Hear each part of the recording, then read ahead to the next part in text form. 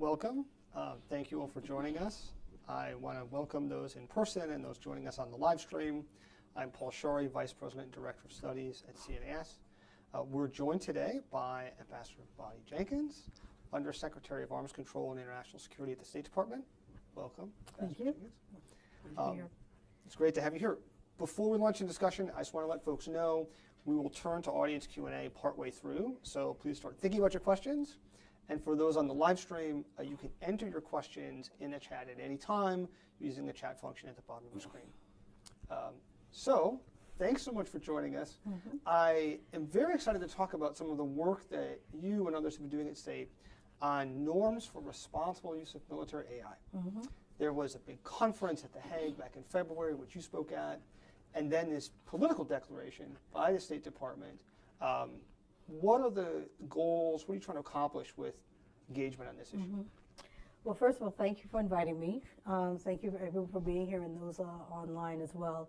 One of the things that I think to start out the answer is looking at emerging technologies, in addition, including AI, is we are very much, I can't just say in the beginning stages for some of these emerging technologies, but there's a lot happening in terms of emerging technologies, whether you're talking about AI or quantum or biotechnology or whatever. And there's a lot of entities that are involved, governments, industry, academia. And so one of the things that we are seeing is that, and everyone's witnessing, is the rapid development of this and many entities involved. And so it's hard to keep track of what's going on. It's hard to know what's really going on. And one of the things that that we find is interesting, particularly in my bureaus at State Department, which are focused on, of course, international security issues, arms control, disarmament issues, export controls. We're concerned with what's actually happening in terms of issues that we care about, issues of security. And we think one thing that would be helpful in these fields that are rapidly developing and moving so fast is to have some kind of principles, rules of the road, best practices, that countries and industries and anyone involved on AI development in this particular issue, AI, in terms of what should we be doing, what should we not be doing, what should we be considering as these things continue to develop, so that there's some kind of predictability in these spaces, but in a way that's not necessarily going to slow down development or make companies or governments feel as if we're saying you shouldn't do things, because there are a lot of positives, obviously, from the emerging technologies, but just to have something that's helping, that what should governments be thinking about? What should industry be thinking about when they're developing these things? What should be the rules of the road? What should they be considering? And at this point, there's not, in our view, not enough out there. There's discussions taking place. So one of the things that this declaration is doing, and this was launched, as you mentioned, at this conference in the Netherlands, where it was focused on AI in the military, is we launched this declaration on responsible behavior in AI and autonomy that's helping to set out some of the, what we think, some of the principles and rules of the road for the use of AI in the military. And what are some of those core ideas behind this idea of responsible use of military AI? Well, I can actually go through some of them, but more specifically, we're looking at, when looking at some of these issues, looking at the importance of international law, humanitarian law, making sure that there's human control, and in terms of any kind of decision making on nuclear weapons employment, which is something that is very important. It's something that the U.S., UK, and France is already committed to, is ensuring humans involved in any kind of nuclear weapons employment, principles of responsible design, development, deployment, to take seriously minimizing unintended bias in military AI capabilities, making sure there's well-defined uses that are designed and engineered to fulfill the functions, and just has a number of, things that which anyone can find online. But things to be taken in consideration, but also after endorsing these principles, to implement the practices, describe their commitments in these practices, to work with other countries and other entities to promote these kind of practices. So it's not just agreeing to do some of these themselves, but also to promote these in other places. Now, right now, we're working with countries around the world to work with us on this, but it'll be also important, of course, to engage at some point industries and others to also be responsible. So what does that look like? Can you talk us through kind of next steps on promoting this document, engaging with other countries, and what's the goal of that? Is it to get other countries to sign up to this or to agree to their own statements? Well, as I said, first of all, we're talking to a number of countries around the world, not just our closest allies, but countries in all regions of the world, and incorporating some of their thoughts. This is what we have put forward, but now we want to hear what other countries think, and we're incorporating their viewpoints into what we want to have as a draft a final document that we will promote at the UN, at the first committee in October, where there'll be, at the UN where countries can adopt a resolution on this. That's great. Well, that's exciting. We'll look forward to that. What about competitor nations? Russia, China, where are they on these kinds of issues? Well, one of the positive things is that we feel that these are issues that that all countries should be thinking about and take into consideration in terms of how they're looking at the use of AI in their militaries. So we are not excluding anyone at this point. We really want to see, what countries think. One thing that's really positive is that the REAIM conference, the conference we're talking about that took place in the Netherlands, the PRC was there, China was there. They also adopted a document that the Netherlands put out on these issues as well. So we feel at this point this is a topic that we think we don't want to exclude anyone. We want to be able to talk to all countries. So doors open at least. Doors open, yeah. Yeah. So one of the things that I'll often hear in these discussions is people will say, well, Russia and China will never agree to these kinds of things. So it's like doors open, but that's a fair challenge, right? And so people will say, why should we tie our hands? What's your response to that? Well, first of all, we don't know if they will never agree to it, so we have to first continue to have these conversations. I think there's a difference of viewpoint already. I think in some of the areas of emerging technology, there's a desire for some countries to have legally binding documents and legally binding instruments in terms of these. There's a difference of opinion on that. And I can say from the U.S. perspective, we don't think we're in that position yet with these emerging technologies that are developing so fast to be able to put something in that's legal, a document that commits us to something where tomorrow something else will be developed. So, we're not there yet in our opinion, but there are some countries who believe that's what we should do, and that's where they are. They don't want to think about in terms of how we develop till we get to that point. So, some of our competitors push that position, so that's an issue. But everything's about, we don't know where countries will be in the end. It's about talking, negotiation, diplomacy, and seeing where we can get with countries on these issues. Okay. So. There is this really interesting line in the political declaration about human control over nuclear weapons that you kind of talked about earlier on. Can you talk us about that? Because that seems like a really consequential, that's good news, that's important, but a really consequential statement. Well, as I said, the U.S., the U.K., and France have already decided that committed to human control for nuclear weapons employment. And that, I think, is of concern to a lot of countries who want to make sure that there's not going to be a machine that's going to make a decision about any decisions related to nuclear weapons use and employment. And so we're very happy that we have this commitment and that it's also one that the UK and France share. We'd love for all nuclear weapon possessing states to have something similar for obvious reasons.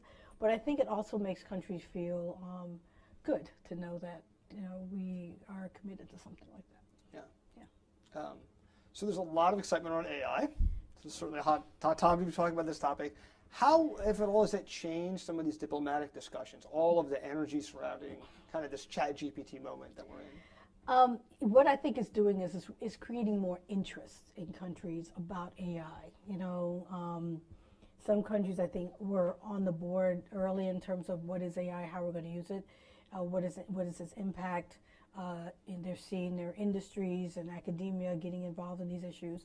But I think what's happening is that you see things like ChatGPT is now even more countries and more individuals and more academia and more industry just on the whole concept of AI and what's possible. And so it creates some excitement. in terms of individuals or entities that may not have been as engaged as earlier. But so it also, in a sense, makes our engagements more interesting because now we have more interest from countries as well because of these things. So, so it's been, it's increased our ability to have conversations with countries because now it's one thing to talk about it and think about it, but when you see it and you actually say, okay, this is what it is. I mean, now I can see an example of what it can do.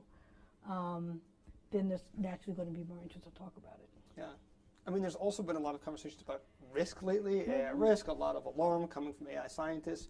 Has that been absorbed by the diplomatic community at all? How has that changed how people are thinking about risk of, say, military competition with AI? Well, I think from my perspective, because, my view, because I've been working on international security issues for many years, so I always come to an issue thinking about how something can be used badly. Right. There's so many positives about emerging technology, so don't want to at all take away from that and the work that we do in the arms control world or disarmament, non-proliferation, international security, export control.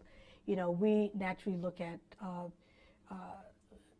the prevention and protect side of things. That's just what we do. So naturally, I'm going to be much more focused on that. As we were saying, as more countries see the advantages of AI and see what it can do, there's also going to be more individuals who are also going to look at, okay, how can it be misused as well?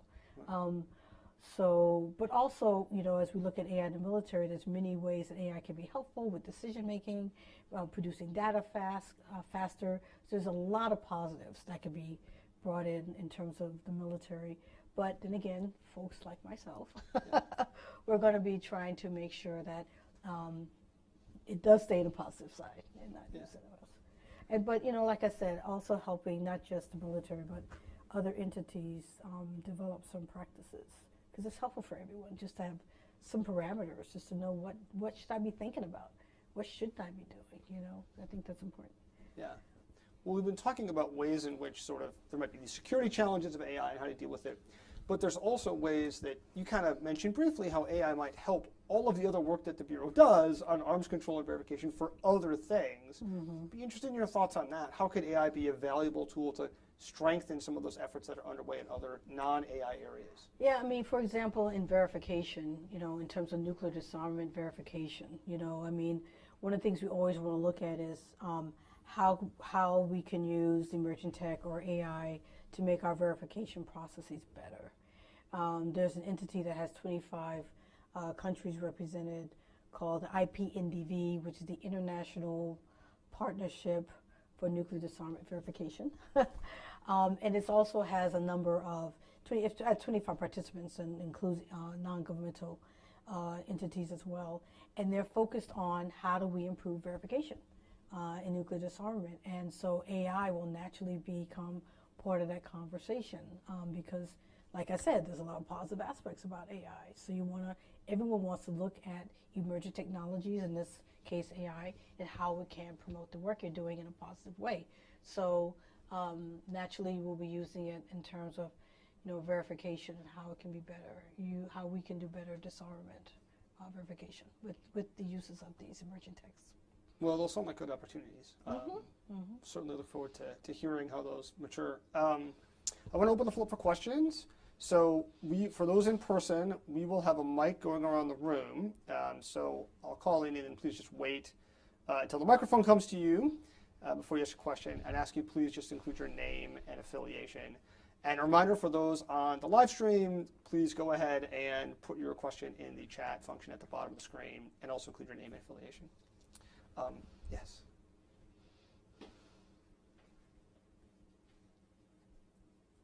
With the Voice of America.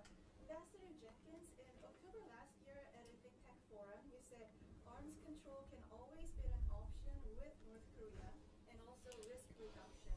This was very thought-provoking, not only here in Washington, but also in Seoul, South Korea, because arms control is between two nuclear states. Do you mean the U.S. is no longer pursuing denuclearization of North Korea?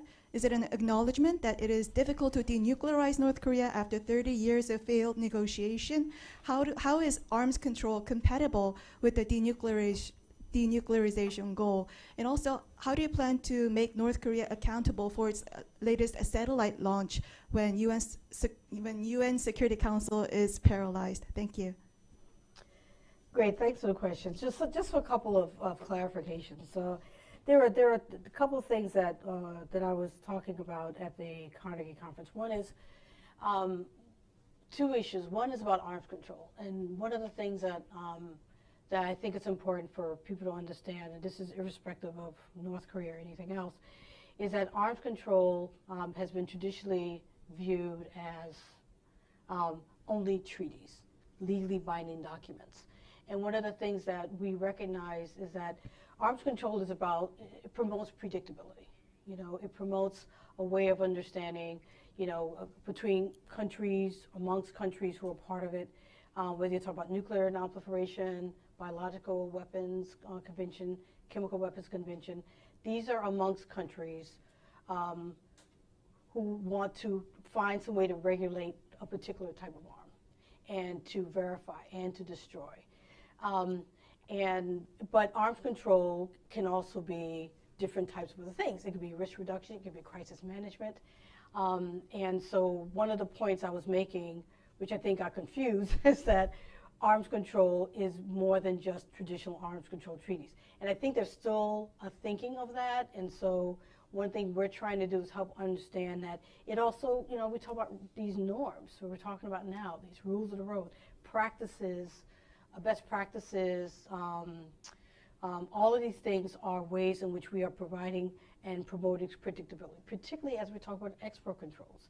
And we're talking about this field where there's so many more countries, entities, and development, and who's doing what is this company doing here, what is that company doing in another country. We have to have some predictability. So all of this can be defined as arms control from treaties all the way to norm settings. That's the first thing I was saying. The second is that we have not given up on denuclearization. We still want North Korea to denuclearize. That has not changed. And President Biden has made it clear from the very beginning with North Korea that the diplomacy is how we want to deal with this, that we are open to having discussions with North Korea. But as you know, they have not responded to that open gesture by President Biden from the very beginning of the administration to engage diplomatically on this. In terms of the recent tests, I was actually out in South Korea last week for a Proliferation Security Initiative 20th anniversary event, which was amazing. So they had the test while we were there. And you know, you're right, it is challenging having going to the UN Security Council right now. I think we all know Russia and China are not always going to agree with the other three permanent members, or maybe other countries in the Security Council on issues overall. So that does challenge. But we still are committed to working and improving and strengthening the sanctions that we have, working with like-minded countries in ways to make sure that other countries do not violate those sanctions, and you know, strengthening our extended deterrence in South Korea. You know, we're doing a lot to do that as well. So you know, you do what you're able to do, do what you can diplomatically through sanctions, to work with other countries to try to ensure that the message remains the same, that you know, these actions that violate the Security Council resolutions are not to be tolerated, and that's pretty much where we are with that. Sorry, thanks. Yes. Hi, Sharik Zafar, formerly of the State Department, currently at Meta. Thank you so much for today's meeting. Can you tell us a little bit about how the work of your bureau, Assistant Secretary, is linked to the Biden administration's broader work on AI? I believe the Office of Science and Technology released a blueprint for AI, or AI Bill of Rights. And I understand your focus is obviously on military and nuclear issues, but how are you linking up with the broader conversation in the administration? Thank you. Yeah, I mean, we're obviously very linked up with them. The declaration that we have just launched in February was, we worked very closely with the Department of Defense. We work very closely with the White House on all of this work, so they're very much supportive of these ideas of rules of the road, responsible behavior, and emerging technologies overall. So there's no disconnect. They are, I mean, like I said, there's, even at State Department, we've established a new cyber bureau that also has within it emerging tech focus, which is very much focused on the promote side of emerging technologies. My bureau within State, as I said, we focus much more on the prevent and protect side of things, and developing these rules of the road. So we all work together. There's different parts of the emerging tech. There's all the work that's positive, that's promoting it, that's great, that's part of the overall strategy within the government. And then there's also part of the, the side that my bureau is always worried about, and which is international security. So. Yes, in the back here. Hi there, my name is Ollie Carmichael. I'm from a company called Adaga, based in London. We're an artificial intelligence company building software for defence and national security. We've got Prime Minister Rishi Sunak arriving in town today to speak to the President about AI regulation. And from what you've said, Ambassador, it obviously seems like there's a big effort to align a whole range of countries, in particular kind of liberal democracies, in terms of thinking in the same way about AI regulation policy. One question I have is actually at this stage, rather than alignment, recognizing the plurality and sort of diversity of experiences in respective countries, and actually recognizing that as a strength at this stage in the early days, and sort of ensuring that everyone is complementary, but also not racing to get alignment where there's a whole range of different criteria that respective countries will have to consider. Great to get your thoughts on that. Yeah, I mean, and that's one of the reasons, for example, we don't want, well, first I should start with, nothing that we are looking at is we want to stop progress, we want to start development, because we don't want to. That's one of the reasons why, one, we don't want a treaty like some countries want, because we don't know what's going to be developed in emerging technologies or AI next year, or next month, or 6 years from now, because it's still developing so quickly. So we recognize that, and we recognize that diversity here can actually be a strength, because countries can be developing something that other entities could learn from, because that's the way it is in AI and emerging tech. So we don't want to stop that. We don't think it's a bad thing either, and we think having countries or entities, whatever it is, looking at what they think is most interesting to them is fine. Well, what we want to do is try to put, like I said, some predictability. Because I think anyway, if I was starting a company, I was starting an AI, you could just go and do whatever you want, but which is fine, and everyone has a right to do that. But also, what are the things you may want to consider? We had a lot of AI that was developed on facial recognition, and there were issues with people with darker skin. And so now people are aware of that. And so we need to be more equitable in terms of how we do AI, and make sure that we think about issues of equity. That's just one example. But these are things, if you're not thinking about it and you develop it, do something that you may not be considering. So, having these kind of practices and rules of the road and responsibility, I think it's helpful, will be helpful, I think, in the long run from everyone. Yes, we want to come front. Good morning. Thank you for this conversation. Good to see you, Ambassador Jenkins. I'm Margaret Cope, an independent consultant. Thank you for bringing these complex issues to our attention. I know with AI there's a lot of concerns with regard to our country's ethics and moral values.